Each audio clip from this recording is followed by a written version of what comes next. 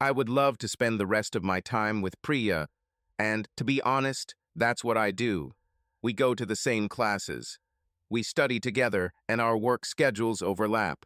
So really the only time we're apart is when we're at different jobs, or when she spends time with that asshole. He travels a lot, and every time he's in town, she's with him. In fact, he comes to town just to see her and ruin my life. After he leaves, we need time to process the feelings of guilt and anger he leaves behind. Sometimes it's her, but lately it's me. The last time he came into town and left, I was already asleep when he finished with her. She came into my room. I still don't understand why she didn't just stay in their hotel room until the morning. Anyway, she came in and climbed into my bed. I pretended to be asleep. She tried to wake me up, and I muttered, but continued to pretend. So, finally realizing that there would be no sex, she spooned in front of me. She even dared to wrap my arm around her. She sighed contentedly, like a cat after reaching out and scratching your sofa. And that's what she did to me. She scratched my fragile heart and treated me as if my feelings were as important to her as the couch you haven't finished paying for is to that damn cat. I could smell the Indian food on her breath with its spicy spices, and I could smell that cheap, floral scent of the incense he burned in his hotel rooms in her hair. She either didn't care that I could feel it, or it just didn't matter. She may have thought that I loved her so much that she could just throw it in my face and I would have no choice. She may have thought that I loved her so much that I would take her back no matter what. And the worst thing about it is that she was right. I really loved her so much and would. From the first time I saw Priya, I belonged to her. She looked exotic with an almost golden complexion. She had long, jet black hair that fell almost to her waist. Her waist is so narrow that I could wrap my arms around her and touch her with my fingertips. Her breasts are large for her petite frame, and her ass is very round. She has very long, gracefully chiseled legs, but despite all this, what I like most are her large, almost glowing, golden eyes and her mouth. Her crooked smile, expressing something while her sarcasm cuts someone to the bone, or the way she winks at me when we're in class. I love her face the most. The only thing that compares to her face is her character. Priya is my everything. She is both best friend and girlfriend. She is my biggest fan and harshest critic. I remember times when I would write songs for her that I thought were brilliant and everyone in the band would like them, and she would say, meh. I asked her what was the matter. Neither she nor I had any formal musical training, and some of the guys in the group were music majors. I always thought if they like it, it must be good. We'd try the song out at a concert or party, and her reactions were usually correct. I asked what it was about the song that she didn't like, and she answered me. "You can do better, darling," she said. "This song sounds exactly like the one you wrote for my birthday. So if you sing this song and that one in the same night, most people won't like it because they'll think they've already heard it." She always pushed me to do more and better. All of our friends had gotten to the point where they were just tired of hearing us talk about each other. My friends went so far as to refuse to even listen to my opinion about women. I remember when the Sea Swimsuit Special Edition came out last week. We guys discussed this. There was even a debate about which woman was more beautiful, Kate Upton or Cynthia Dicker. They even asked a couple of girls about it. But no one asked me, even to resolve the dispute. Finally, one of the girls brought me a magazine and asked me who I liked, and I told her that both are beautiful, but neither of them is as beautiful as Priya. She, on the other hand, sits and draws little hearts with our names on them, and sometimes gets so distracted by it and dreams about our future during class that I have to give her my notes to prepare. It's probably not enough just to be in love. We both think the other one was made for us. And then one night when she crawled into bed and snuggled up to me, it probably hurt her as much as it hurt me, thinking about the time she had just spent with him. Now all the real men there think that I should find this guy and smash him to smithereens. This is impossible and unlikely because I am not Rambo. Damn, Rambo isn't the same Rambo anymore. Stallone has had a couple of heart attacks and looks more like Liza Minnelli than Rambo these days. Sorry guys, but you think with your fists instead of your heads. This guy has a team of armed bodyguards who follow behind him everywhere. If I even farted in the same room as him, all that would be left of me was a small spot on the floor. Now the weak guys are probably making excuses for her and thinking about how evolved I am for letting her do what she needs to do for her self-esteem or something like that. Well, guys, sorry again, but your underpants are probably too tight. Because, you see, I'm not that sophisticated. Cheating is just so damn wrong and Priya is mine. She loves me. She doesn't love him. What they do together is just, well, it's just necessary. Now, probably, the moderates among you think about this somewhat logically. Like me, they agree that cheating is wrong and I shouldn't have anything to do with it.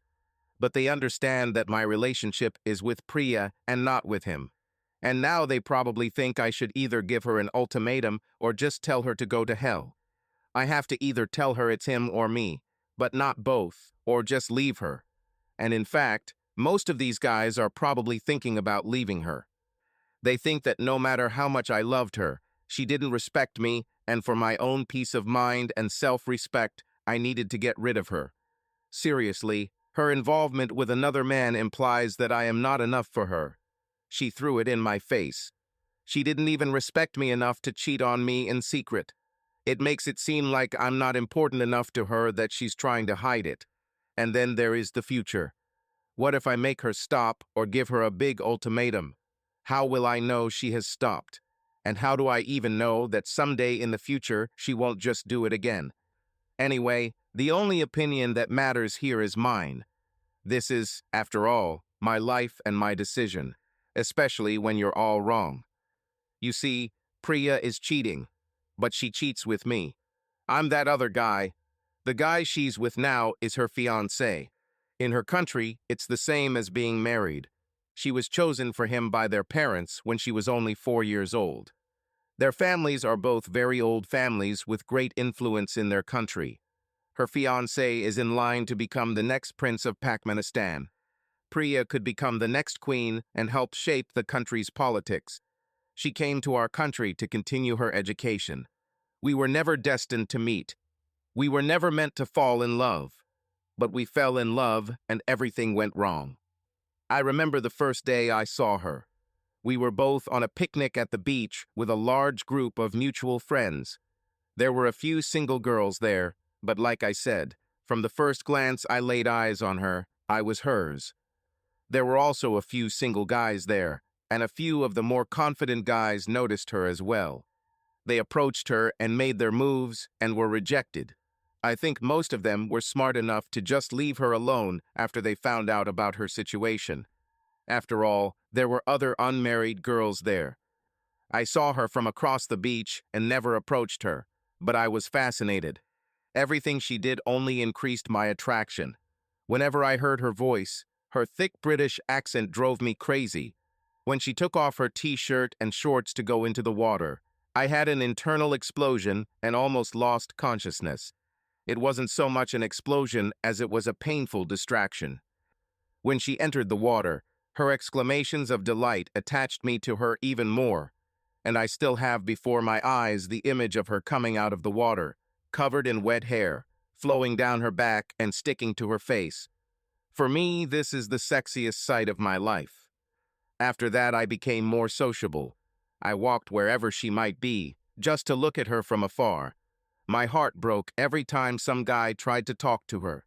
I was happy every time she pushed them away, and I trembled at the thought that her harsh sarcasm would someday repulse me in the same way. Over time, our eyes met several times, and it really seemed to me that there was something between us.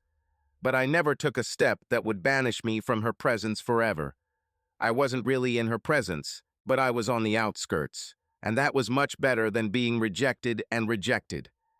Finally, as autumn turned to winter, our group of friends began to split into pairs, and the number of singles decreased greatly. Since winter also encourages more indoor activities, this presented an opportunity. There were several occasions when we went to the movies and all the couples split up. leaving us singles to stare at each other. It was an interesting time for me because I'm not a troll. Almost from the beginning, there were several women who expressed an interest in either me pursuing them or having me pursue them. And as a young, hormonal 20-something, there were times when I considered giving up. I then wondered what exactly I was saying no to. In the end, I had nothing with her. She, on the other hand, was seriously committed to another person.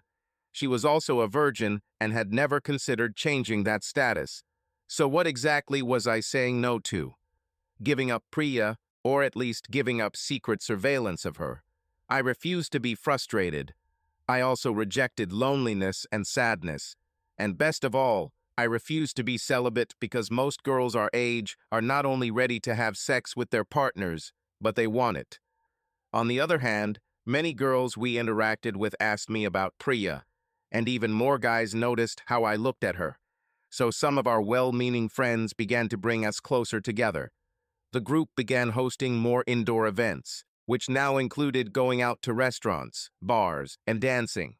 I often danced with many single girls, but I never asked Priya to dance. So it was a big surprise for me when I sat down at the table after the dance and she spoke directly to me. "Is there food stuck in my teeth?" she asked. Before I could look, she continued speaking with the same thick accent and the same sarcastic tone. She raised one hand, then the other. "Damn, I probably stink," she said. Is this the case? I'd never heard her swear before, but she was warming up and it showed. "Or maybe it's something else," she continued. "Maybe it's the hair. I don't have sexy blonde hair, so you don't talk to me. Maybe you're not as smart as everyone thinks. Maybe—" "Miss, you don't know me at all," I interjected when I had the chance. She grabbed my statement and ran with it. "Eric Peters," she said, "you're in the top 3 in every class. You're studying to be a biochemist. You're interning at Harris Chemical and don't plan to work there after graduation. You play guitar and write songs for a band that keeps changing its name. You have a good voice, but you don't like to sing. Your locker is 643 on the first floor of the chemistry building. Your academic mentor is Dr. Shepard, like me. You don't live in a dorm. You drive a 2004 Mustang GT, 40th anniversary edition with black interior and black exterior. You love it because they only made 25 of these, and you tell everyone about it. You." "Okay," I said. "I give up. You know about me, but you don't know me." "Okay," she continued, "maybe you're not a racist, but I think you must be a xenophobe. You know, a nationalist." "I know what a xenophobe is," I snapped. "I have a good vocabulary and—" "Yes, I know," she continued. "Almost no one wants to play Scrabble with you. I've seen you dance many times with Terry. She's black. You also danced with Amy and Sarah. You even awkwardly moved on the floor with Rosa, and she's Latina. But you never asked me to dance. Terry and Rose have boyfriends, and you danced with them. Amy likes you. But then again, you never asked me to dance one damn time. Why are you sure that I am? Don't I stink?" "Respect and common sense," I said. "I respect your situation and your choice. I am also sane enough to understand futility." I said. "What the hell does that mean?" she asked. "It means I've watched guys who are much better than me, guys who have much more charm and all the bullshit that girls fall for, get rejected and then crushed by you. My self-esteem will probably not hold up. Humiliation, so I stayed away." "You're quite charming yourself," she said. "How do you know you won't succeed where others have failed?" My laughter interrupted the conversation, like the perfect ending to her incredible sentence. Surprisingly, she followed me when I tried to leave. "Eric, you're perfect for me," she said. It was bad enough that she teased me. Was there really a need to humiliate me too? The woman I fell in love with from afar turned out to be some kind of exotic tormentor. It wasn't enough to alienate and humiliate every guy who tried to talk to her. Now it seemed she had expanded her ambitions, trying to go after guys who didn't even bother her, only to humiliate them too. "Please find someone else to play with," I said. I waved to a few of my friends and left the bar. Moments later, I was safely in the arms of, well, my girlfriend's seat, the only woman I ever loved before I saw Priya, my glass black 2004 Mustang GT. I started the engine and enjoyed the sound of over 300 horsepower being channeled through the aftermarket exhaust system that was custom built for my car. As I pulled away from the curb, I saw Priya in the rear-view mirror. I wondered as I drove away if I was making the biggest mistake of my life. After all, I had nothing to lose except my dignity, and even that wasn't much. After all, Priya had already rejected every other guy who tried to talk to her. If I tried and failed, I'd be just another guy on the list. And since I have a pretty good reputation as a nice guy, that would probably say more about her than it does about me. On the other hand, she really got me excited when she said, "I'm perfect for you." Damn, my heart started beating so fast that I had to leave. I even left without saying goodbye to most of my friends. I just needed to get away so I could breathe. Most of all, I wanted the world to turn upside down. I wanted to be in a world where, instead of being clumsy, hairy, rough creatures, men were graceful and beautiful. Priya was so damn beautiful that sometimes I couldn't look at her. Her grace and beauty were visible in everything she did. Watching her walk along the beach, as I did in early fall when the weather was still warm enough to do so, was like watching a symphony. She turned a simple movement into an almost balletic performance. I was so crazy about this woman that it hurt. But the first time I actually talked to her, I learned that underneath all that grace and beauty was another sadistic woman. What a world. The funny thing about all this is that most women wonder why some guys don't want to get a woman. We just want to rent them. I spent the rest of the evening alternating between daydreaming about what could have been and cursing her memory for being who she tried to be. I decided that since we had never had anything but my dreams since I met her, the imaginary breakup was in place. I spent my last conscious moments before sleep overcame me thinking about the pros and cons of some of the other single women in our circle, and I decided to be logical and consider only those women who showed interest in me. The problem was that when you compared them to each other, they all had different degrees of attractiveness and merit. But if I ever compared them to her, they all didn't seem so good. Amy, for example, was pretty. She also had nice breasts. If you consider only the volume and do not pay attention to the proportions, her breasts were much larger than Priya's. Amy was also a nice girl, and I liked her. So, if you look at things purely logically, Amy was the girl for me. But I've never been the type of guy to look at things purely from a logical perspective. Sure, Amy had big breasts, but when you compare other factors like proportions, Priya's breasts were smaller, but her body was much smaller compared to Amy's. Proportionally, Priya's breasts were larger and her waist much narrower, and Amy has no ass at all. If you saw them together, it was like a graceful antelope next to a cow. To put it in non-zoological terms, it's like going through a twisty and technical Grand Prix circuit. If you had to do this course, which car would you rather do it in, a truck or a Ferrari? When I woke up the next day, I had already decided in my mind.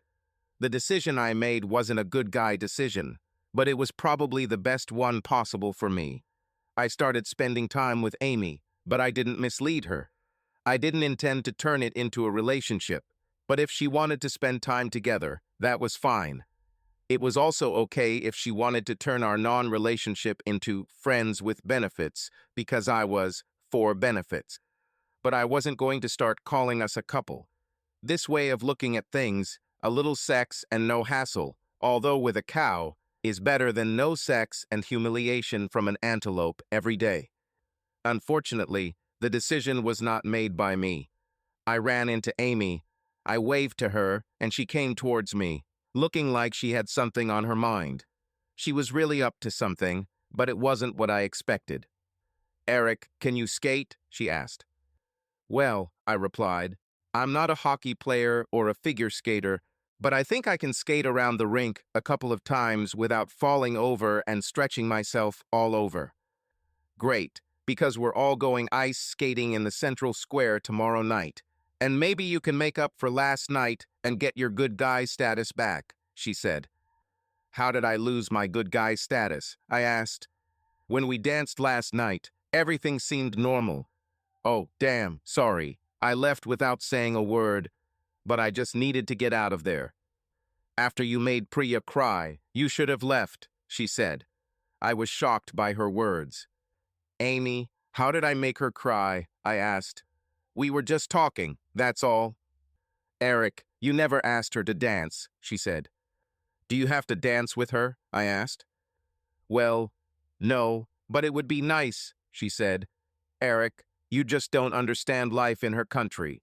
Women there are treated poorly. They are second-class citizens. Amy, you don't understand life here. Men are treated poorly here. We are second-class citizens, I said, laughing. Okay, explain it, she chuckled.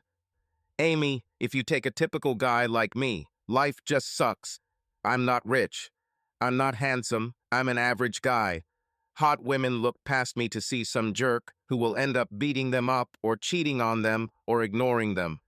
I will end up with a sweet little woman who will turn into my mother over the next 20 years. We will never have a strong passion. We will just be stable.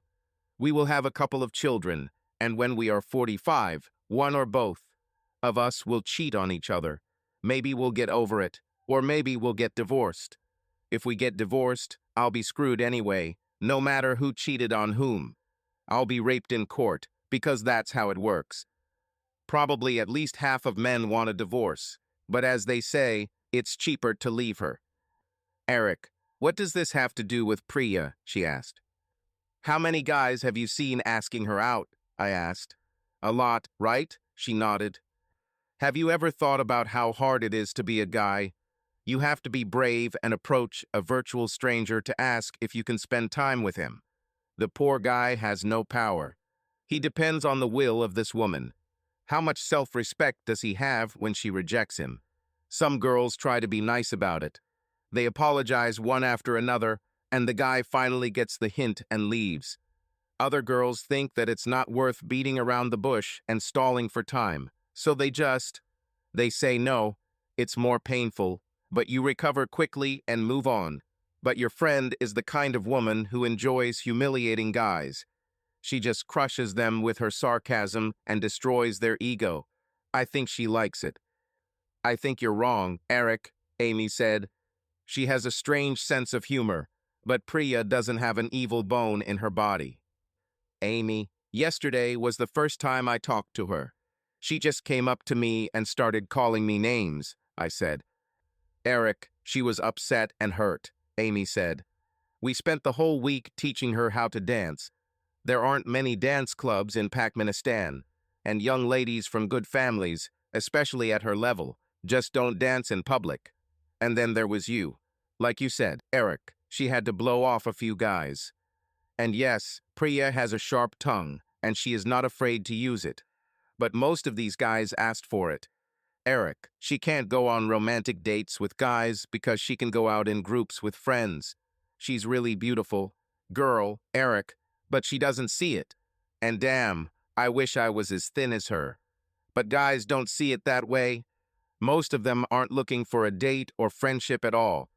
They just want sex, and they do see dating as a way to get it. Eric, yesterday you danced with all the singles in our group, and even some attached. Huge football player Terry doesn't mind you dancing with her, whether he's here or not, because you're not an asshole and you respect boundaries. The only girl in our group who wanted to dance and who you didn't dance with was Priya, Eric. She was almost in tears. So yeah, she kind of went on the attack. But what did you expect? Amy, there are other guys in our group. Like you said, someone could and should have danced with her. It didn't have to be me, I said. Eric, it really should have been you, she hissed. Why? I asked. Most guys hate dancing, she said. They do it as a means to an end. There's no end to it with Priya, so someone has to do it just to be nice, and you're nice. The other two single guys we're dating are either desperate or scum, so that really should be you. Guys who have girlfriends better not dance with her, or their girlfriends will be jealous or angry, so they won't volunteer, so it should be you. In fact, I told her before we came that you would probably dance with her. That's why she attacked you. So everyone just decided that I should be some kind of a sexual saint. I should save old ladies and orphans and dance with evil women without a thought for personal gain, I asked. Yes, Eric, she laughed. That's what you should do. The next day I went to the city center to the square with a group of my friends. Those of us who had cars drove them and picked up those who didn't. I rented skates and put my rusty skills to the test. After a reconnaissance lap around the skating rink, I smiled and enjoyed myself. I took a quick jump and suddenly remembered how to ride backwards. Afterwards, I skated to the beat of the music and watched as several of my friends fell and got up as they continued to skate. Amy was an amazing skater. I rode with her a couple of times. The second time, she started waving something in her hand. We're going dancing tomorrow night if you want it back, she said. If I want to return what? I asked. Your good guy card, she grinned. Amy, why do the girls always get together and decide where we go? I asked. Because if we leave the decision to the guys, we'll just end up in someone's basement playing video games, she said, smiling. So, are you returning this tomorrow or what? Why not? I asked. I quickly drove to the side of the road and leaned over the railing towards the table where Priya was sitting. Why don't you ride? I asked. Because I don't know how, she replied, sarcastically copying my tone. If we started off on the wrong foot yesterday, I'm sorry, I said. I'm a little shy and I just thought I'd be humiliated. No one wants to be hurt, especially when it's you. I hesitated. What do you mean when it's you? She asked. I saw you go up to Amy earlier and go for a ride with her. You went for a ride with her more than once. But when you went up to Sarah, she told you no and... Did you see why Sarah told me no and how she did it? I asked. Sarah said no because she thinks I skate too fast for her. Look how she holds onto the railing when she skates. She smiled at me and said, no way, Eric, but I'll dance with you when we're done. It was friendly. When you tell guys no, it's not like that. Eric, usually when I tell a guy no, it's because they want something more than just friendship. If I say no nicely, they try to push, and then things get out of hand. They don't take it easy, she said. It's probably because it hurts more when it's from you, I said. Why? She asked. Because you're so beautiful, I said. She threw her head back and laughed as if I had just told the funniest joke she had ever heard. She asked. I am beautiful? And then she laughed again and couldn't stop. Eric, someday I should show you some photographs, she said. I went to an all-girls school. I bet if I showed you a picture of my school class, you would hardly be able to tell me apart from the other girls. I look just like all the other girls from my country. In fact, I'm not even as pretty as some of them. Then it was my turn to start laughing. Amy rolled up with Sarah. She looked pleased and gave me back my imaginary card. I whispered in her ear and asked what shoe size Priya was wearing. She told me and I rolled up to the rental window and picked up skates that were the right size for Priya. I put the skates in front of her. Oh no, she said. How about a bet? I suggested. What are we betting on? She asked. Do you have photos in your wallet? I asked. Of course, she replied. Pick 3 of them, I suggested. If I guess 2 out of 3, you have to skate. If I don't guess, I'll take off my skates and sit down with you. She thought for a moment. And you'll have to dance with me tomorrow, she added. I really want this. Okay, I said. She searched through her wallet and found 3 photographs. She found even more than 3, but she looked through them and pulled out 3 that she thought would give me less chance of recognizing her. The first one was the most difficult. It was a photograph of 3 little girls who could not have been more than 11 or 12 years old. I looked at them closely and chose the girl on the right side. "Ooh," she exclaimed. "How do you know?" She pulled out another photo. This time it was of two little girls in front of a horse. "You're on the left this time," I said. "Damn," she hissed. I looked at the last photo.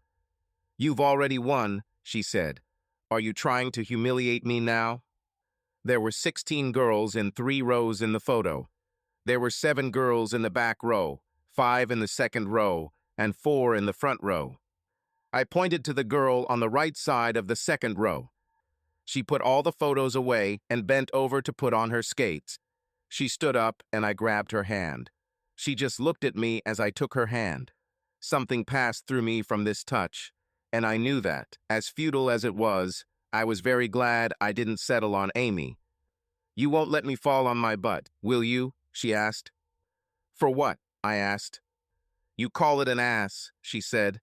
Her mouth smiled slightly in that smile that I love so much. But this was the first time she smiled so close to me. I melted and almost fell myself. "I'll protect your ass like my own," I said. Immediately, Amy gave me an angry look. I took Priya onto the ice. "Okay, madam," I said. "We'll move very carefully. At first, you'll hold on to the railing with one hand and hold on to me with the other." It took us almost 10 minutes to get around the rink, but when we got back to her table, she was smiling. "Why are we stopping?" she asked. "Can we go again?" On the second and third laps, she was still taking small steps, but she began to let go of the railing. By the fourth lap, she walked the entire lap, holding only my hand. She was extremely joyful, and it infected everyone. Everyone seemed to have fun watching her gain confidence, and her natural grace made watching her move more interesting than watching some women who have been skating for years. But our luck could not last forever, and when it was over, Priya showed me her mental acuity. While we were riding, I told her that falling is normal and that it will happen. I told her that many people make falls worse than necessary by flailing their arms and trying to hold on. It's best to simply bend your knees and try to break your fall. When she lost her balance, that's exactly what she did. I grabbed her and we fell together, with her landing on top of me. "Oh, it doesn't hurt at all," she laughed. "Tell that to poor Sarah," said Amy. She rolled up to us. "You landed on something softer than ice," she said. "I think Sarah almost broke her ass when she fell. She may never skate again." After a few minutes, we got up again and continued riding. All too soon, they announced that the song they were playing would be the last for the evening, and that everyone who had rented skates needed to return them. "Eric," Priya said, "thank you very much. I had more fun than ever." I smiled back at her, knowing that my life was ruined. Over the next few months, we were not a couple. When I say non-couple, I mean we were friends without benefits. But wherever our group went, we were always together. If we went to the cinema, we sat together. If we went to dinner or dancing or whatever, we were always together. There were also times when the group had no plans to do anything. Then Priya and I would quickly call a few of our friends to go somewhere, just to be together. During this time, very subtle changes began to occur between us. We went to see a scary movie that was particularly gory, and Priya grabbed my hand. After the scary part, she held my hand for the rest of the movie. After that, she always insisted that we go to everything, even slightly scary films. One of the biggest changes was when we started going out dancing. I found that quite often I was doing every dance with Priya. When we started, we only danced fast dances where there was a lot of space between us. One time, when a slow song came on, Priya and I left the dance floor. As soon as we sat down, Amy pulled me back onto the dance floor and told me she wanted to dance. As I danced, I held Amy in my arms and she pressed herself against me. She pressed her large breasts against my chest and, in fact, she pressed all of them against me. "Amy, are you trying to tell me something?" I asked. "That's for you to find out," she said. When I returned to the table, Priya immediately grabbed my hand and pulled me away from the table. Her eyes lit up, and the next thing I knew, we were in the parking lot. "What the hell were you doing?" she hissed. "What are you talking about?" I asked. "Eric, don't play dumb," she screamed. What were you doing with Amy? Danced, I said. That wasn't a dance, she screamed. You looked like you were ready to have sex right there. Several people came out of the bar and smiled when they saw us. I didn't like it, she screamed. I didn't like it at all. Don't you dare do that again. Why not? Amy asked from behind us. Priya, we're all just friends. Eric went further than I asked. Over the past few weeks, or even longer, he's been more than a nice guy. Have you noticed that he used to dance with all the single girls, but now he only dances with you? Maybe Sarah and I sometimes want to dance with him too. It's much nicer than trying to dance with Claude, who only wants to corner you and try to touch your breasts. And Adam is worse. He will only dance with you if he thinks he can seduce you. Besides, aren't you engaged? She asked. I'm engaged, Priya said loudly. I didn't do anything bad or inappropriate. So what are we going to do? I asked. Do you know what it really is? Asked Priya. No, I answered. Priya, I think I feel the same way, Amy said. Maybe Eric needs to be with someone to sleep with. Is that what you're worried about? Is that what's going on? Nah, Sarah, Priya said. I saw them dancing, and it was too close for me. It was a slow song, and I didn't like it at all. I got angry and pulled him out of the bar, started screaming at him, and I told him not to do that again, just when Amy came out. I think Amy realized something that I didn't realize at the time. Eventually, when the time came, Eric was honest enough to confess. Admit to what? Sarah asked. Amy said Eric needs to be with someone to have sex. Is he pressuring you about sex? Is that what it's all about? Wow, guys, talk about it, Terry said. We'll try to explain it to her, or try. Carla and Terry led the seething Sarah out of the room. Eric, Priya began. Can we turn off the lights? I asked. For what? She asked. Because I don't think I can look at you and try to argue with you, I said. Oh, so I went from being unearthly beautiful to being so terrible you can't look at me in less than an hour, she said. You know what's wrong, I said. But if I look at you, I won't be able to tell you no, and I really need to fight for us. Eric, we're out, she said. I belong to another person. I turned off the light. Tell me goodbye, Priya, I said. Just tell me you don't want to spend time with me anymore. Tell me you hate me and wish you had never met me. I'll make it easy for you.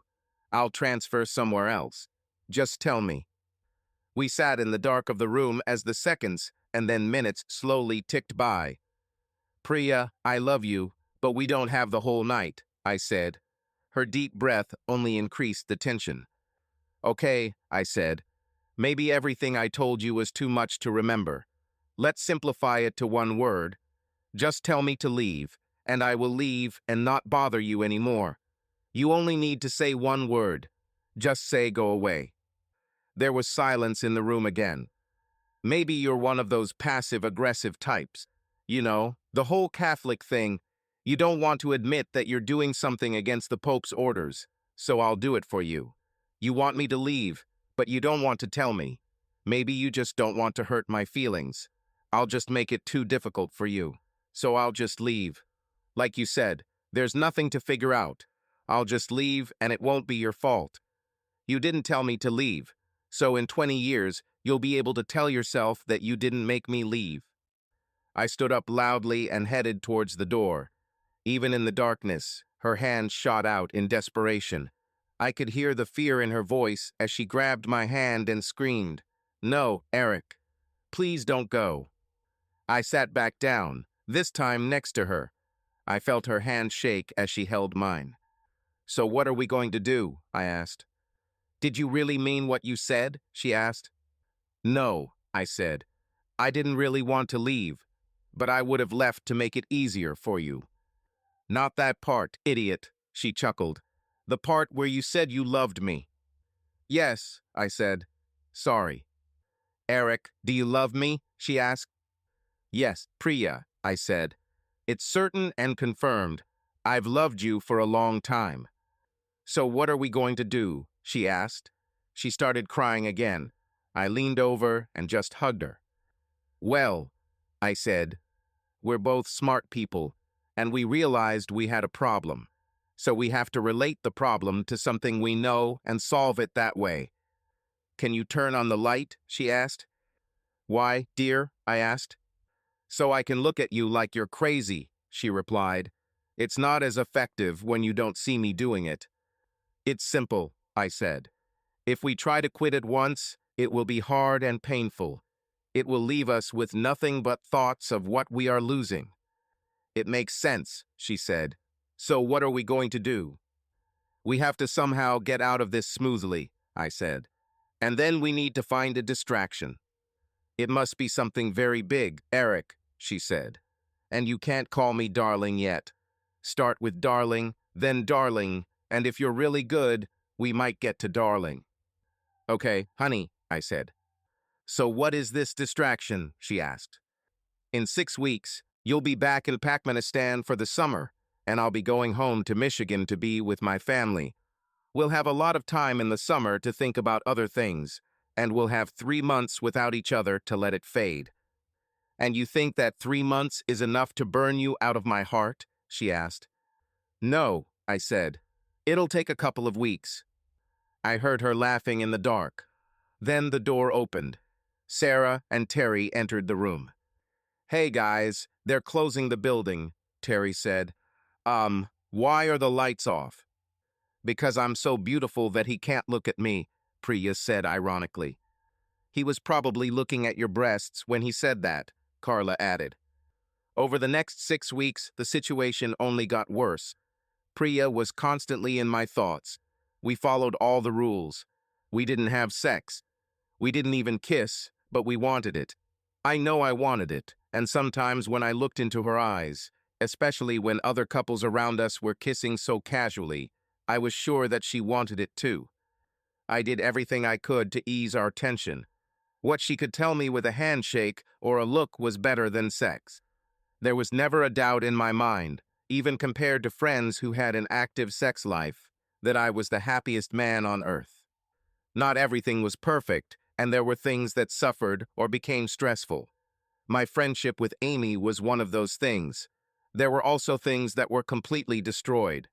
Priya's friendship with Amy falls into this category. Of all the people we interacted with, only Amy really knew what was going on between us. She felt sorry for me and hated Priya. Every time I talked to her, she told me that I was making a huge mistake and that this would end tragically for me. She also told me that Priya is an absolute bastard who is using me. She told me I was a fool for allowing myself to be in a relationship where I didn't even get sex as a benefit.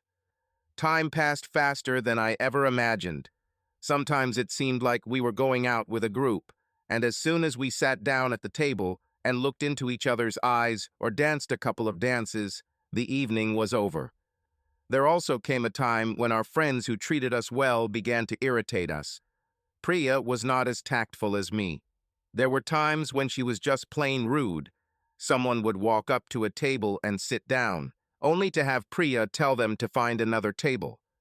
She also refused to let me dance with other women. If they came to the table and smiled before they could even ask, she would simply say, "No." Most of our friends understood or tried to understand. Many guys who tried to talk to Priya and were rejected joked about this topic. One drunk guy came up to us and muttered, "I can't wait to see how big her tits get when you get her pregnant." Without missing a beat, Priya looked him straight in the eyes and blurted out, "When he gets me pregnant, they will be huge and you won't see them anyway." Everyone in the room laughed, except Amy, who left, slamming the door. The saddest day of the year was the day I had to go home. Priya still stayed for a couple of days before leaving for her homeland. I had packed my things the day before and was planning to leave early in the morning. The night was terrible. Saying goodbye to Priya hurt me the most. We both knew this would happen, but we couldn't leave each other. The girls eventually dragged Priya back to her dorm. I don't think they realized that this was supposed to be the last time we would be together. In a way, I was glad they did it because otherwise I wouldn't have been able to let her go. Just before I left in the morning, there was a very soft knock on the door. I didn't know who it could be. I opened the door and there she was standing. Before I could say anything, she stood on her tiptoes and kissed me with the softest, lightest kiss I've ever felt. I was shocked. It was the most magical moment of my life. "I probably should have told you this sooner," she said, "but I love you too." And then she left. Over the summer, I didn't know what was going on. I spent time with friends at home. I visited and was visited by some of my friends, including Amy, whom my parents loved very much. Talking to Amy reminded me of all my problems. "You know she will be like a princess in her own country," she said. "She has a goal in life. She wants to modernize the country and improve conditions for the women there. She'll marry a damn prince. There's no chance she'll ruin it all for you. You'll be a chemical engineer with a salary of $60,000 a year. You're a great guy and you deserve a great girl, but you're not a fucking prince, you idiot." "Wow," I said. "It's good to have friends." "Why do you think I'm here?" she said. "I'm your friend. I don't want you to suffer." "Well, it's over already," I said. "We have the whole summer for her to forget me and go back to the life of a princess. When we go back, she won't even remember me. She'll go back to the life of a princess, and I'll go back to the life of a frog." "You're better off without her," she said sadly. "Maybe this year you will have a normal relationship." I love the sound of falling rain, but can we live like this forever? And although this night seems like it will never end, there's something in your eyes that makes me believe. The lyrics got worse. This time they didn't even rhyme. My life was going to hell. A certain prince. His damn cousin went crazy and tried to kidnap our president's daughter. Maybe I'll be lucky and the same thing will happen to him. He is also too old for Priya. The guy is at least 35. He is 12 years older than her. And the worst part of it all is that I dated this guy and he was a decent man. Hell, I couldn't even hate him. It always seemed that in all this I was a real deceiver. And I know, deep in my soul, that I'm wrong, but I can't help it. Priya is like air to me. I'm not sure I can live without her. So I'm sitting here crying into my beer and writing the worst damn song ever. I sit and think that life will go on, or that we will meet again at the end of the summer, as we did the last 2 times.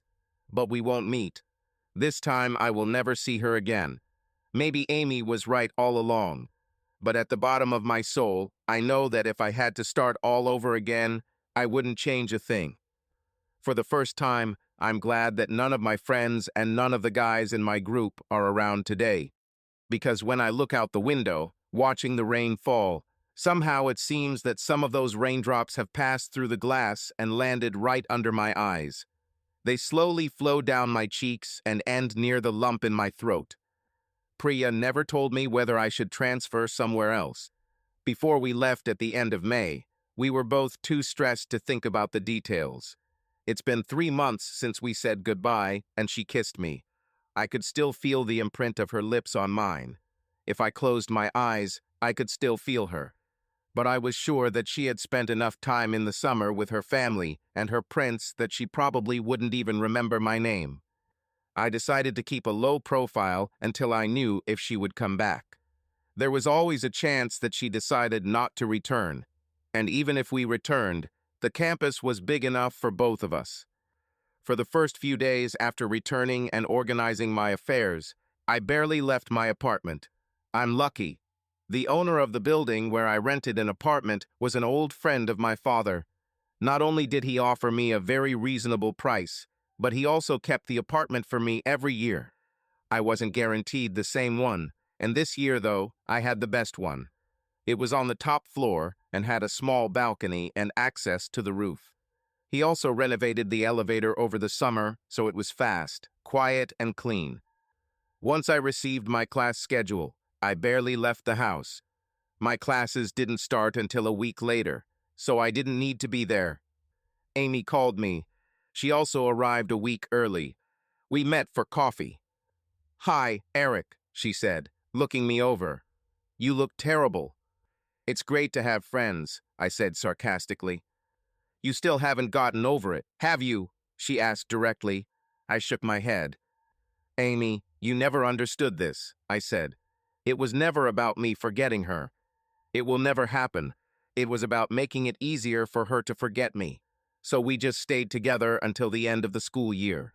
I assumed that when she returned home to her traditions and family, to her handsome and rich prince, she would forget about me, and he will understand that what happened between us was only a minor flirtation. Hell, we didn't even have sex. We only really kissed once." "Did you kiss her?"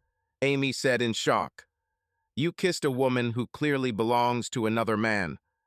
"Eric, it's almost like she's married. In some countries, like hers, she might be tortured or beaten for it. You shouldn't have." "Amy, she kissed me," I said quietly. "However, there is already water under the bridge. I haven't heard from her all summer. Not a call, not a note, not an email, not a message. Everything is over. I need to move on."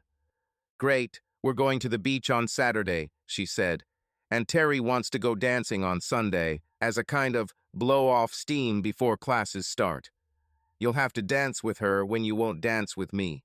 She broke up with Ben this summer and is just starting to come to her senses." "Terry and Ben broke up?" I asked in shock. "How did it happen?" "That's the stupidest thing you've ever heard," she said. "One of the guys Ben knew in his hometown turned out to be gay. He created a fake Facebook page that supposedly belonged to some hot girl from out of state. He even used photos of some Victoria's Secret models. Basically, he convinced Ben that this hot girl was in love with him. Ben fell for it and left Terry." "Wait," I said, laughing. "Ben left Terry for a woman who didn't really exist." "Yes, but that's only half the story," she said. "Ben won't be coming back here this year to study. He will miss a year." "Why?" I asked. When Ben found out what was happening, he flew into a rage. Ben's a nice guy, but he's not gay at all. And you know how all those football guys are macho. He had a perfect relationship with Terry that he ruined for what turned out to be a guy. He found this guy and beat him to a pulp. He sent the guy to the hospital with several fractures. They say the guy will have to walk with a cane for the rest of his life. Ben also sued him on several charges, which, although not criminal, seriously impacted his life and career. The judge fully understood Ben's mental state, but Ben committed assault causing grievous bodily harm. He gave Ben the lightest punishment he could, but Ben will still spend a year in prison. And even if he is a model prisoner, he will not be released before 7 months. By then, football season will be over, and there will only be a few weeks left in the school year. Terry realized that Ben had been deceived, and she felt sorry for him. But in her mind, that didn't change the fact that he left her for another woman, even though the other woman did not exist. She said that any man she was with should love her exclusively, no matter how much more attractive other women might be. She said she wanted someone who would treat her the same way you treated. You know who. "Amy, can we say her name?" I said. "And Ben is just a fool. Terry is beautiful, caring and smart, and any guy would be happy to be with her." "Please don't tell me you're going to court Terry," she asked. "Of course not," I said. "Okay," she said. "I was starting to think that you just don't like white women." "Amy, you may be my best friend, but I don't think I'm ready to be with anyone, no matter the color of their skin. I just don't ever want to feel this way again, so I won't be dating this year. I think I'll never date again, so please don't try to get me a date with anyone." She leaned over and gently kissed my forehead. After Amy left, I sat in my new apartment playing my guitar. I didn't play very loudly, but I heard a knock on the door. I opened the door, and there was a guy standing there. "Did you just play the guitar?" he asked. "Yes, sorry," I said. "I'll make it quieter." "I have a better idea," he said. "Why don't you take your things and come with me?" 2 days later, I was in the group. We mostly played rock. We were somewhere between hard rock and lighter Def Leppard-style songs. We also had a few originals that I thought were bad. But being a newbie, I didn't want to cause any problems. It turned out that the guys in the band only played together during the school year, and one of their guitarists did not return that year. So I spent a couple of days studying their repertoire. Amy called me on Friday afternoon to ask if I wanted to do something and reminded me of the beach party. She wanted to invite herself to my first concert with the band, but I told her I wanted to do a few shows to get used to it before I embarrassed myself in front of my friends. She acted as if she wanted to tell me something, but she never did. On Saturday, I came to the beach and said hello to many of my friends. I saw Sarah and tried to hug her, but she immediately retreated. "Wow, I thought we were better friends," I said. "We're fine," she smiled. But, "Hi, Eric," Terry said, approaching us. "Hello, beautiful," I said. "I'm sorry to hear about you and Ben. He is a good guy. Stupid, but good." She smiled at me, and I remembered how beautiful she was. I reached out to hug her, and she stepped back too. "Is it because of my breathing?" I asked. They both shook their heads. Terry pointed to the table where the girls had set out all the food. Priya stood next to the table. A couple of guys tried to talk to her, as usual. "So you survived her?" Terry asked. "Does it matter?" I said. "Obviously, she outlived me, which is important." They both looked at each other and shook their heads. Terry had the wickedest smile I've ever seen. "Look," she said. "Hey, Pry," she shouted. Priya looked at us, and when our eyes met, she stood up so quickly that the guy who was leaning over her, trying to talk, fell. She rushed towards us and ran across the sand until she reached us. Terry and Sarah stepped back a little. When Priya came towards us and started screaming at the top of her voice, "Where have you been?" "You." I went. "And you." "Oh, God," she said. She grabbed my hand and pulled me further along the beach. She continued to pull my hand as if she was desperate. "Priya, do you need to tell me something?" I asked. I didn't understand what was happening. I didn't want to get in your way with that guy there. Nobody told me you'd be here. I almost didn't come, but Amy told me about it. When we were far enough away from our friends, she pulled me behind one of the buildings where rescue supplies were stored. The next thing I knew, she was lunging at me. She wrapped her arms and legs around me and pressed her lips to mine. If a kiss at the beginning of summer was strong, this one was stunning. I ended up on my back on the sand with her on top, kissing me like there was no tomorrow. And this time it was not a gentle kiss. This time her lips parted and her tongue rushed into my mouth. When I tried to pull away, she simply grabbed the back of my head and pressed me even harder. She kept kissing me again and again. I don't think she stopped until we heard voices. "No, we shouldn't," said a voice that sounded like Terry's. "Come on, they don't do anything," Amy said. "You never know," Sarah said. Then they walked around the corner. "See, they're fully dressed," Amy grinned. We just wanted to make sure you were okay," Terry said. "Now I understand why no one wanted to hug you," said Sarah. "She cried for you when she came back and couldn't find you. I definitely didn't want to come between you when she saw you. See you later." "It didn't work," Priya said. "What didn't work?" I asked. "Your very logical plan to make me forget you," she said. "You were right. I spent the summer with friends and family.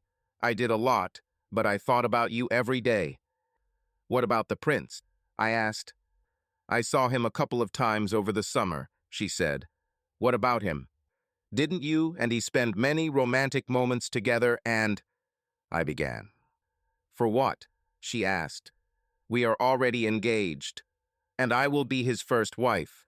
I will have a very important position. I will be able to improve a lot for women in my country, but he will probably have several wives. Why do we need romance when everything is already arranged? A lot has happened to me over the summer, and I realized the fatal flaw in your plan." "There was no flaw in my plan," I said. She looked at me with that sideways smile. "Okay, while E. Coyote, the super genius," she said, Then why haven't I forgotten you? And apparently, you haven't forgotten me either, have you? Of course I forgot, I said. She narrowed her eyes on me. Liar, she said. Be that as it may, I have a proposal that you should consider. What do you suggest? I asked. Your poor little plan failed because we weren't some typical sex and beer-fueled hookup. Eric, you are the first man I have ever loved, and this is a powerful feeling. At the same time, you love me so much that it scares me. You put me on such a high pedestal that I can barely see the ground below. I suggest that we really need more time to forget each other. We need to spend even more time together than last time so that we can see that each of us has flaws. And then we can forget each other, she said, squeezing my hand. I agree, I said enthusiastically. There are problems, she said. I don't care, I said. I'm ready to do anything to be with you. Eric, listen, she said. We will only have 2 years. If you remember last year when we were together, these last 6 weeks seemed like 6 hours. And this time it will hurt. Because if we were in this much pain after just 6 weeks together, what will happen to us after 2 years? I'll go through hell for an hour with you, I said. I just need to enjoy these 2 years and create enough memories for the rest of my life. Eric, there's one more thing, she said. The prince will visit me once or twice a year here. During his visits, you can meet him, or you can choose not to. But you cannot give him or anyone in his entourage any reason to think that we are more than friends. This means you can't be jealous or be around me or anything like that. I can handle this, I said. She looked at me and shook her head. It's probably better if you're not here. Every time you look at me, your face lights up. No, it doesn't light up, I insisted. We returned to our friends and sat down. Amy, Priya said, I know we're not the same friends we used to be, but what does Eric look like now? The boy glows like a light bulb, Amy said. Pri, we are still friends. I just don't want to see you both suffer. I want you to have the chance to make a difference for women in your country. I want to see you do it. And I don't want to see Eric suffer. But you clearly light each other up. Heard, Priya said. You're glowing. By this time, Sarah had walked over to the table and smiled at me. God, Eric, do you smile that much? This year, everything was completely different.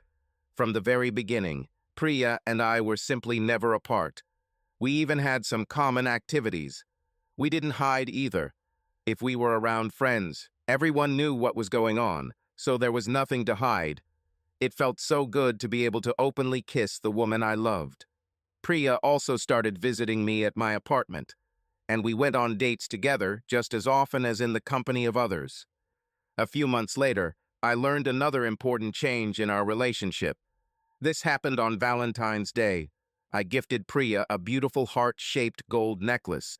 It came with 3 gold chains.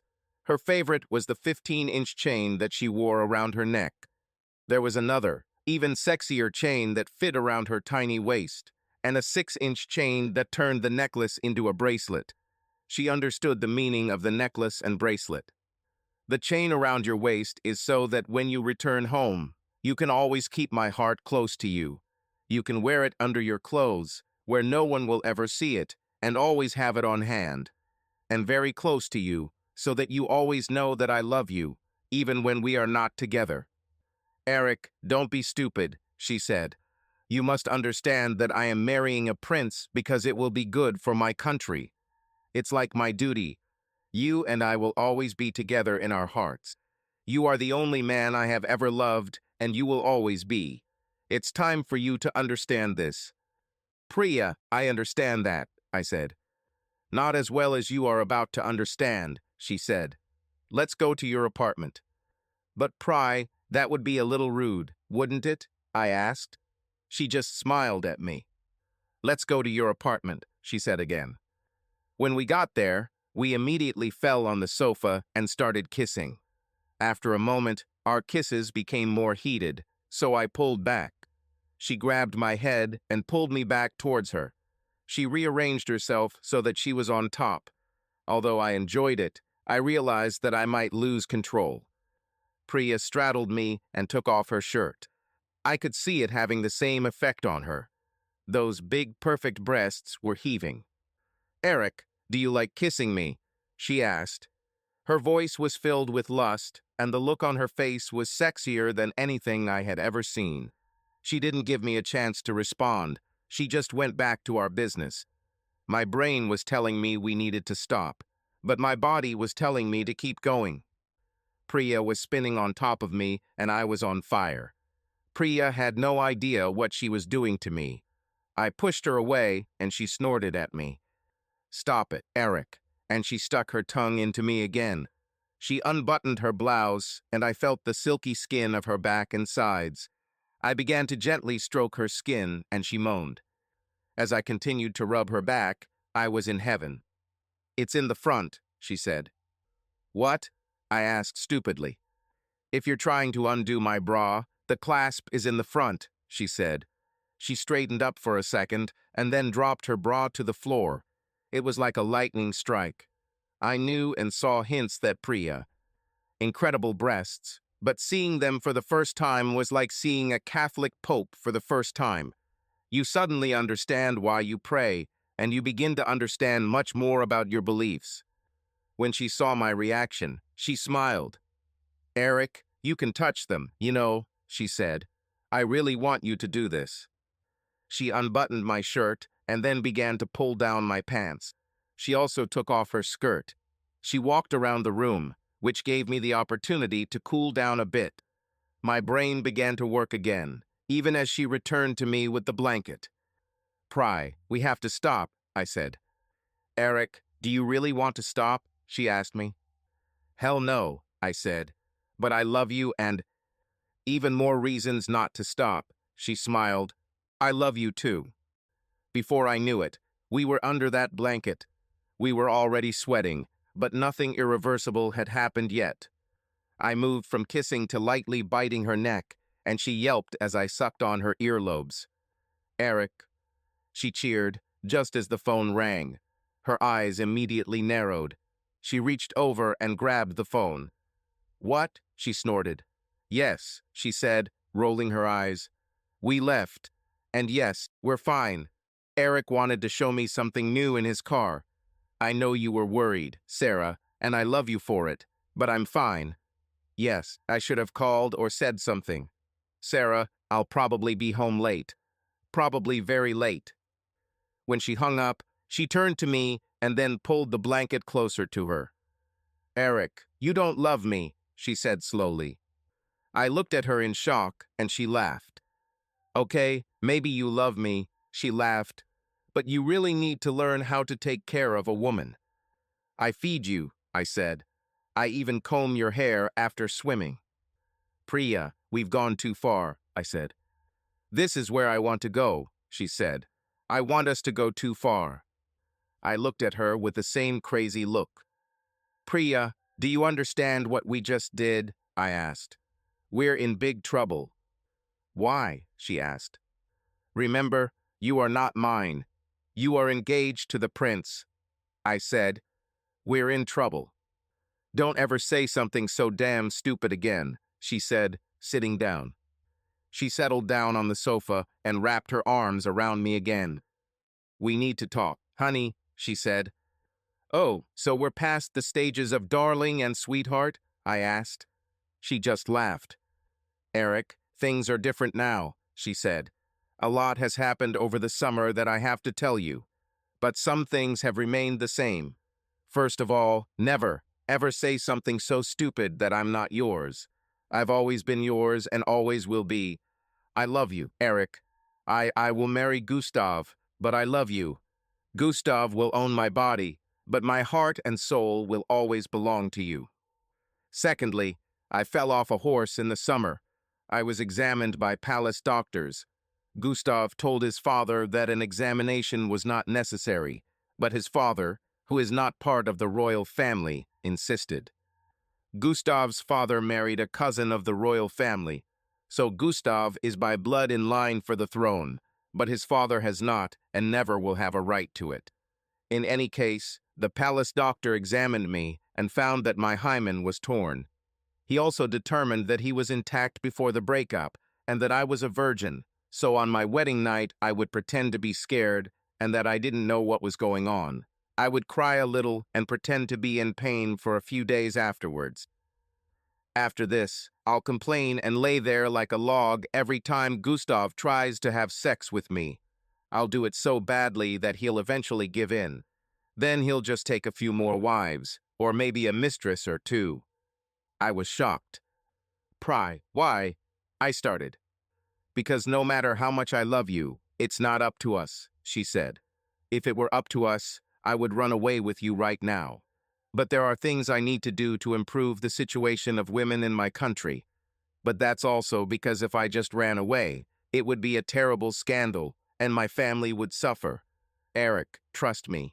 If the prince ever gets tired of my big mouth, or my constant demands for change and banishes me or sends me out of the country, I will find you. And if you are not married to Amy or someone, friend, we will be together. I nodded my head. Priya, I will never marry anyone else, I said. Don't be stupid, Eric, she said. Life must go on. Love must live. Love will survive. Somehow. I love you. So, most of all, I need you to be happy for both of us. And if you meet someone, don't hesitate. Go all in and name one of your daughters after me. It will let me know that you remember me and love this little girl the way you love me. But for now, Eric, we only have a couple of years to call our own. That's all we have, as far as we know. She winked at me and wrapped my arms around her. 2 years seems like a long time, but it will fly by in a flash, and I don't want to waste a second. I thought about what she said and the risks she was willing to take for me. I wanted to cry because no one I knew loved me like that. I leaned over and kissed her, noticing that she had fallen asleep, so I just lay there, holding the naked body of the man I loved most in my life in my arms. I knew then that she would always think that I lied to her, but there was simply no way that any other woman on the planet could replace her. Very early the next morning, she woke up to find me looking at her. Am I drooling? She asked. Do I snore very loudly? Yes, I said, but you're the most beautiful thing I've ever seen, and I love waking up with you in my arms. We need to be there in a little over an hour, and one of us doesn't have fresh clothes. So the other one of us has to go shower while I get dressed, she said. Then he can give me a ride home and go buy me breakfast while I shower and change. That's exactly what we did. I also bought enough coffee and donuts for her roommates. Sarah and Terry looked at me as if they were assessing me for changes. Will this become a habit? Terry asked. She looks really happy, Sarah said. As long as she's happy, I don't care. He's happy too. I was talking about breakfast, Terry said. If he's going to bring us breakfast every time after that slumber party, he needs to find another place to buy breakfast. We need meat or ham or something with protein. All these sugary carbs and we'll all get fat. We need protein for breakfast. Things only continued to escalate until Priya ended up living in my apartment, which became the norm. The first year, the prince visited her twice. Both visits were difficult for me, since she could not accommodate the prince in her dormitory because it was a women-only building. She stayed in his inn with his retinue during visits. I went crazy every time. I was angry and moody from the moment she left me to be with him until the moment she came back to me. And every time it was worse. All her close friends met the prince and recognized him as a truly good man for the rich, handsome prince. I couldn't handle it. I literally hated him, and I just wasn't sure I could handle it around him.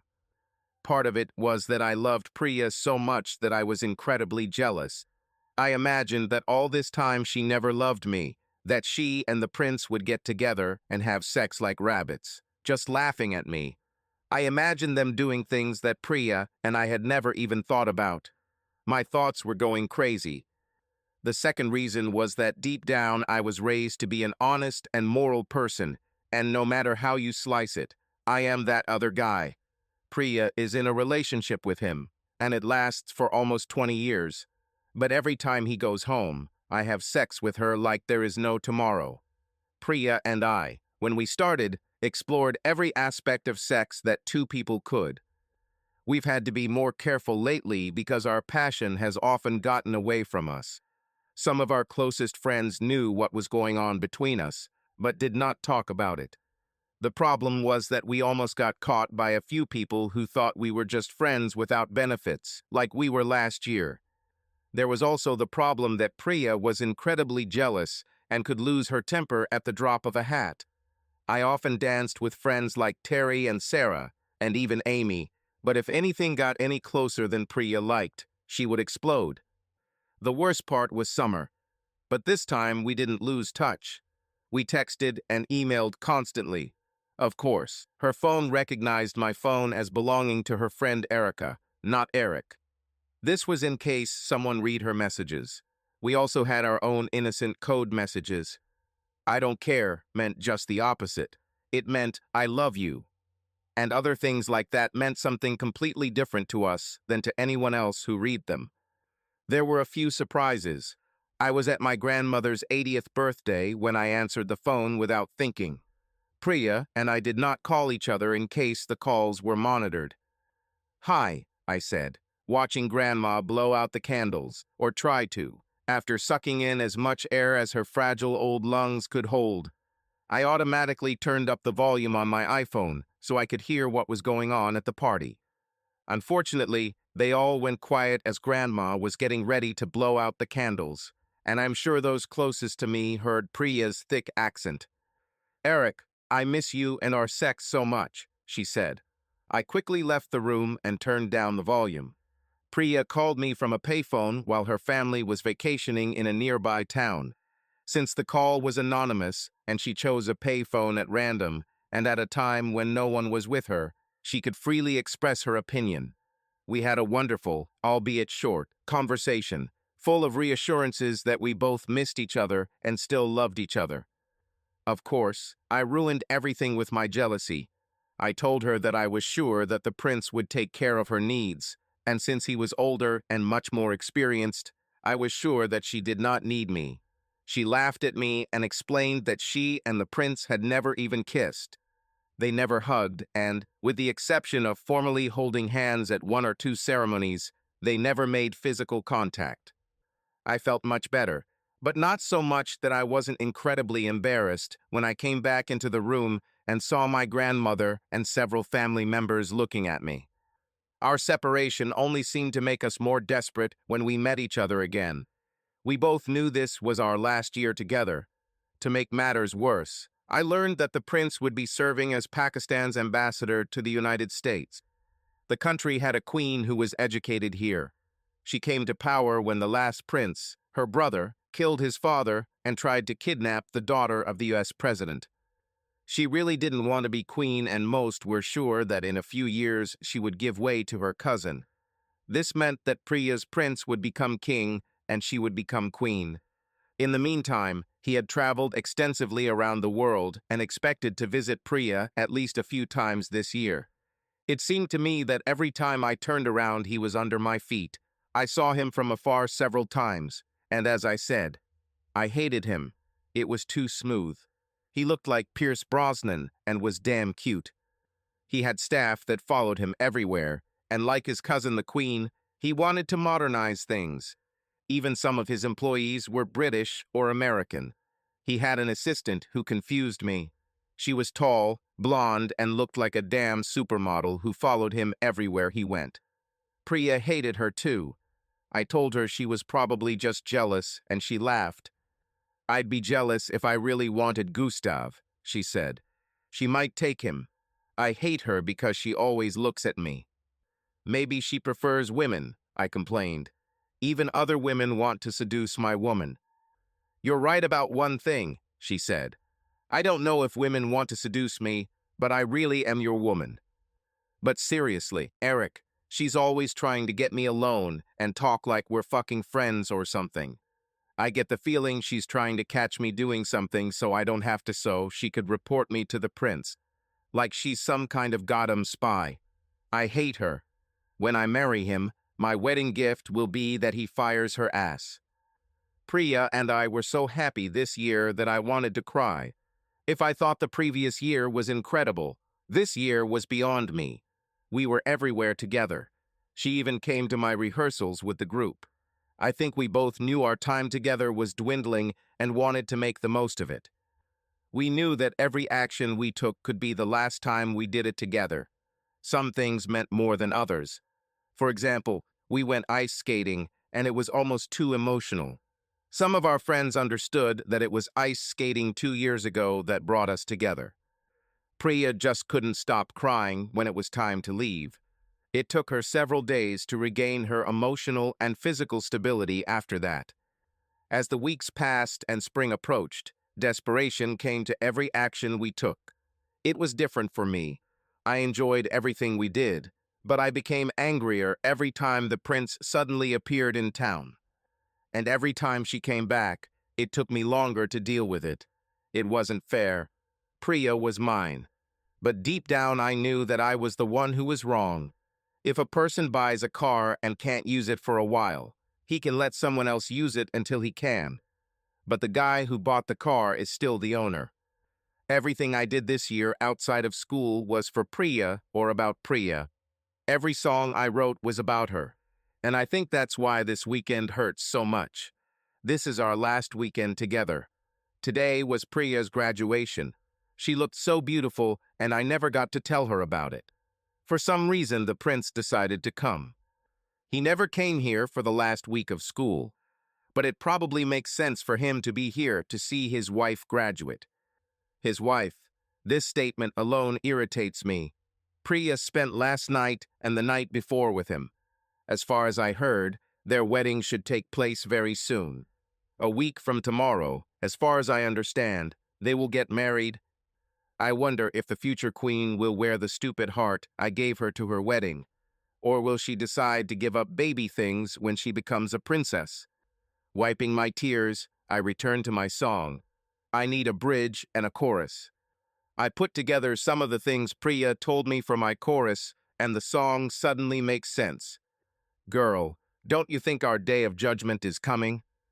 Trouble seems to travel all the way. We only have a couple of years to call them our own. That's all we have as far as we know. I add a riff and a couple different chord progressions and create a song for the lyrics. I play it several times until it becomes natural. I'm recording this to play for the guys at rehearsal today. I received several calls early in the evening from friends who wanted to know why I missed Priya's graduation. I didn't know what to answer them. Sarah especially irritated me when she reminded me that many years from now, I would really wish I had seen her last. Amy called me to tell me that she had warned me. I told you, Eric, she said. I told you from the beginning that you would end up broken and miserable. Okay, you were right, Amy, bye, I said. Terry called later to say how sorry she was that things didn't work out so well for me. She also said that she would see me at my talk tomorrow. The rehearsal went the same as usual. I played a new song for the guys, and we played the music a couple of times. Mark, our singer, thought I should sing it. I immediately refused. He claimed that the emotion I put into it would make the song incredible. After this, the rehearsal proceeded as usual. We spent about an hour and a half playing music and 2 hours drinking beer. Most of the time after rehearsal ended, Priya and I spent time with the guys or went out to eat.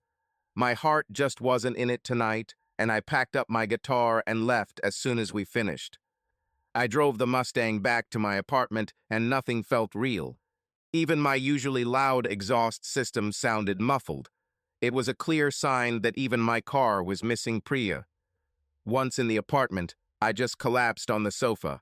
I didn't go to bed because there were fresh sheets. The sofa still smelled like Priya, and I lay there inhaling her scent. I wrapped myself in a blanket and poured out all my emotions in the darkness.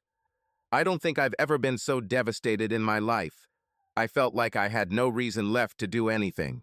I replayed every memory of our time together in my head. I spent 3 days like this. I only ate when I was really hungry, and then it was chips and beer. There were empty bags and cans lying around the sofa. On Thursday, I went for a long walk in the car. While I was out, I bought more chips and beer. Mark caught me at the entrance.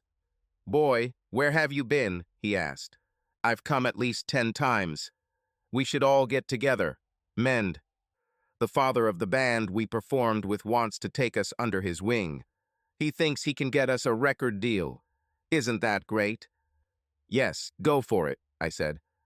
"What do you mean, go for it?" he asked. "Are you making a deal with someone else? Are you going to go solo? You know, every time a lead guitarist goes solo, he flops. Just think about it. Remember the Joe Perry project? He let the music do the talking, but she didn't have anything to say. Remember Fraley's Comet? It burned up and no one even knew about it. Remember Vinnie Vincent's Invasion? Of course not. "Mark, I'm not going to start a solo career. I wish you luck," I said. "But what about the songs?" he complained. "You wrote most of our original tracks." "Mark, you have notes," I said. "Find another guitarist to play my parts. I'm not that good." "But the songs," he said again.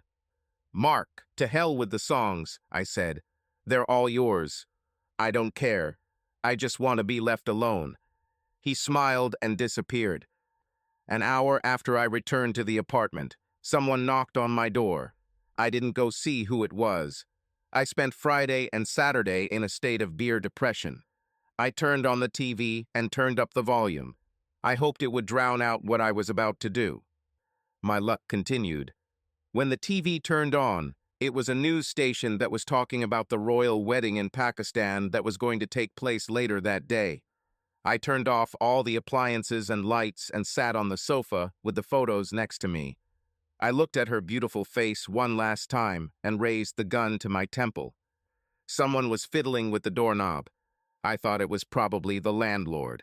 Someone has probably already complained about the TV volume. Okay, I thought, let him clean me up after I leave, and let him do it until I start to stink. I looked at Priya's photo one last time, put the gun back to my temple, and pulled the trigger. Time seemed to slow down. The moment I pulled the trigger, the door opened, and I saw not my father's fat friend who owned the building, but Priya walking inside. I tried to stop, but the bullet had already flown out, and everything was plunged into darkness. While I was losing consciousness, I heard her sobbing. "Amy, call an ambulance," I heard her scream. "Terry, get some towels from the bathroom. We need to stop the bleeding." My next thought confused me. I wondered why I even had thoughts. I shot myself in the head. I tried to touch my head, but I couldn't. "Your arms are strapped, idiot," she said. "Priya, I can't see. Am I blind?" I asked. "No, fool. You were blindfolded 2 days ago," she said. She walked over and lifted the blindfold, and when she did, my eyes were filled with such brightness that it hurt. Priya looked beautiful to an ordinary woman, but terrible to herself, and she was clearly furious. She turned away from me to press the nurse call button. The nurse came in and examined me. "I told you he would wake up today or tomorrow," she winked at Priya. "Can you let go of my hands?" I asked. "Hell no," she snorted. "You are under observation due to suicide risk." "What the hell is going on in your brain?"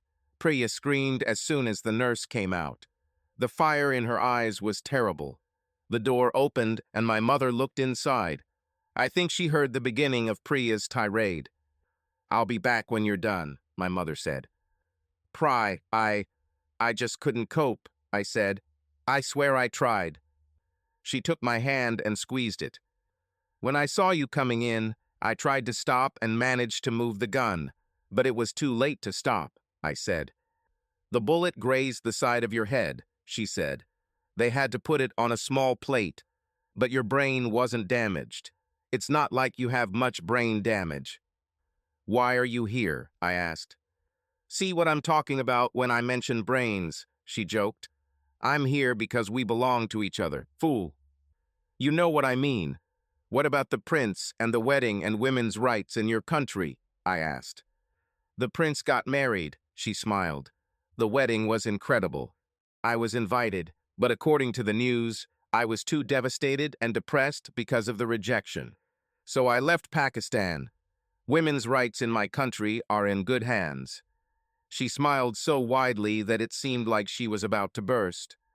You need to explain all this, I said. Gustav is the sweetest guy, she said, but he doesn't love me, and he knows I don't love him. Almost immediately after we got on the plane, he, Alicia, and I talked. Who is Alicia? I asked. That beautiful blonde you were so rude to, she said. Anyway, the prince has been in love with Alicia for about 5 years. They were dating before we met. That's why Alicia tried to talk to me and why she kept looking at me. She wanted to find some reason why I couldn't marry a prince. But they never found out about our connection. He never followed me or investigated me because he didn't care. Eventually, however, Gustav pulled himself together and put an end to arranged marriages in Pakistan. His cousin, the sister, the queen, agreed, so it became law. Then Gustav announced that Alicia would be his first wife, and I would be the second. I had to publicly object, which I did, and then refused to marry Gustav under his new law. I made the excuse that since we were engaged, I was supposed to be the first wife. I was so upset by the rejection that I left the country, but it really worked for Gustav to marry me and just keep Alicia as a mistress. But he did it so that I could be free without shame for my family. That's wonderful, I said, smiling. She smiled back. Now I have to figure out what to do with my life, she said. I need a plan B. Why? I asked. Well, plan A was for you and me to get jobs, get married, and start having kids, she said. But now it's obvious that won't work. Why not? I asked. I like plan A. I don't want a bunch of stupid kids, she said. I want smart children. And for our children to be smart, they must have a smart father. And what you just did proves that you are not very smart. But I'm only stupid to you, I complained. I'll think about it, she chuckled. Then she leaned over and kissed me. Subscribe to our channel so that your second chaff doesn't cheat on you, and go ahead and listen to the next story, because this story is nothing compared to the next one. If you're under 18, don't even think about listening to the next one.